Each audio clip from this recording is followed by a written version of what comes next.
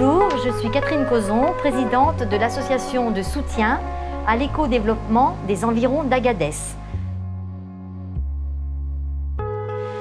L'idée de créer cette association découle d'une sécheresse extrêmement sévère en 1984. Or, cette année-là, je rentrais du Niger avec mon mari, où j'avais passé 1 an et demi dans le cadre du service national. Donc, l'idée est née toute seule. Elle est née du fait même de la situation extrêmement précaire et préoccupante du Nord Niger. Elle est née sous l'impulsion d'un père, Hervé de Belfond, qui, tout simplement, a lancé un SOS, si vous voulez, à des familles lyonnaises pour faire quelque chose. Et il se trouve que nous faisions partie d'une association, le Comité catholique contre la faim et pour le développement, Terre solidaire. Donc nous nous sommes réunis et avec nos amis et une autre équipe CCFD Terre solidaire du Point du Jour dans le 5e à Lyon, eh bien nous nous sommes réunis et nous avons décidé de répondre à cette SOS du Sahel.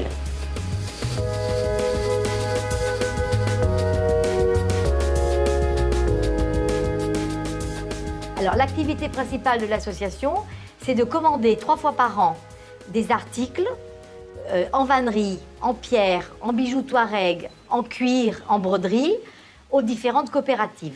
3 fois par an, nous commandons, 3 fois par an, nous recevons, et toute l'année, nous vendons.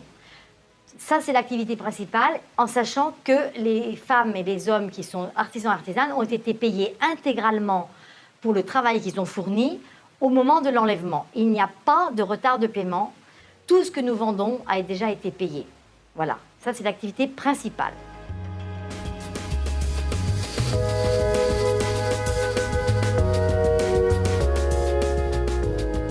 Ce qui s'est passé, c'est qu'on a développé au Niger, avec l'excédent commercial, disons le bénéfice commercial que l'on fait, on le réinjecte dans l'économie nigérienne et on fournit donc aux artisanes des subventions pour pouvoir puiser de l'eau sous terre. Donc on achète des motopompes à gasoil pour pouvoir puiser de l'eau sous terre. On a aussi acheté des moulins pour pouvoir moudre les céréales.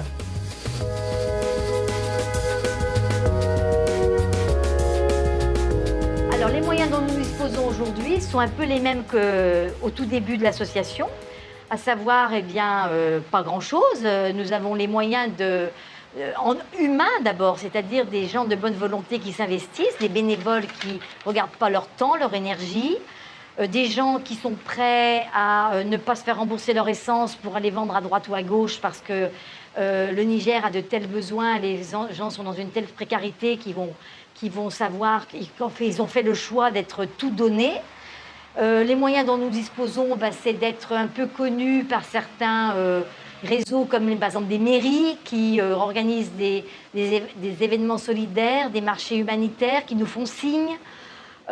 Par exemple, le marché de Noël à Francheville, ça c'est quand même très connu sur Lyon, donc on y est chaque année.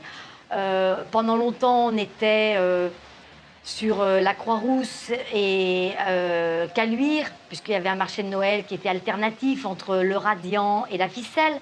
Bon, il n'existe plus, mais ça a été quand même un moyen de nous faire connaître.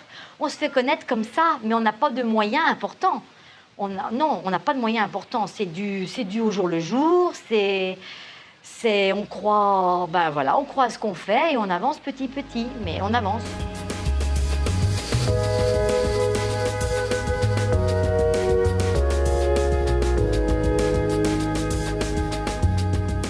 On constate que l'artisanat est une activité d'export finalement et de commercialisation en Europe. Donc les gens sont dépendants de ce circuit commercial parce qu'ils ne peuvent pas vendre leur artisanat sur place du fait qu'ils sont loin donc, des centres touristiques.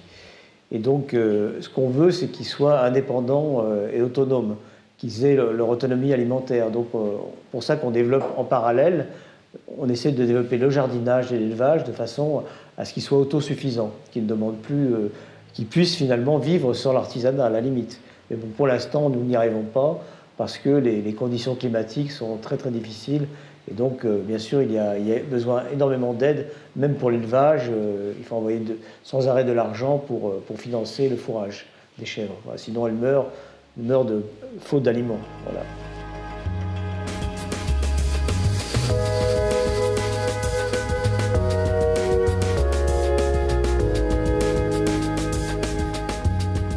Alors je pense que le besoin le primordial de base, c'est vraiment les besoins humains, aussi bien au Niger, parce qu'on reste très fragile étant donné qu'on est dépendant de Raliten et de sa femme et de leur santé. Donc je pense qu'il y aurait besoin d'une formation, d'un accompagnement pour d'autres personnes qui pourraient être nos partenaires sur place. Et puis bien sûr en France, plus de bénévoles.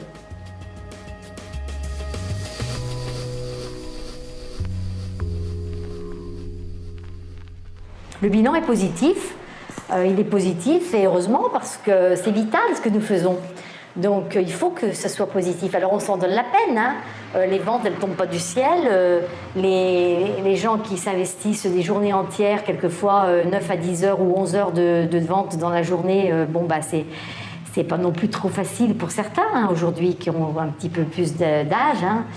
Mais il est positif le bilan puisqu'on arrive d'un exercice sur l'autre à continuer, on n'a pas moins de lieux de vente qu'avant, on n'a pas moins d'idées qu'avant, on a du matériel qui est toujours aussi bien fait, les remarques que nous faisons aux artisans artisanes sont prises en compte.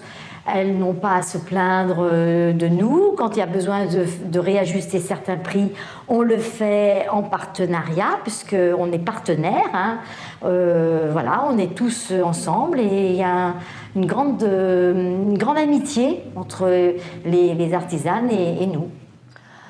Alors la solidarité, le fait que la solidarité existe encore, malgré tout ce qu'on peut entendre dire, que la solidarité n'a pas d'âge, qu'elle n'a pas de limite, et que tout le monde a sa place pour être solidaire vis-à-vis d'autres personnes, que ce soit à côté de chez nous, mais aussi loin.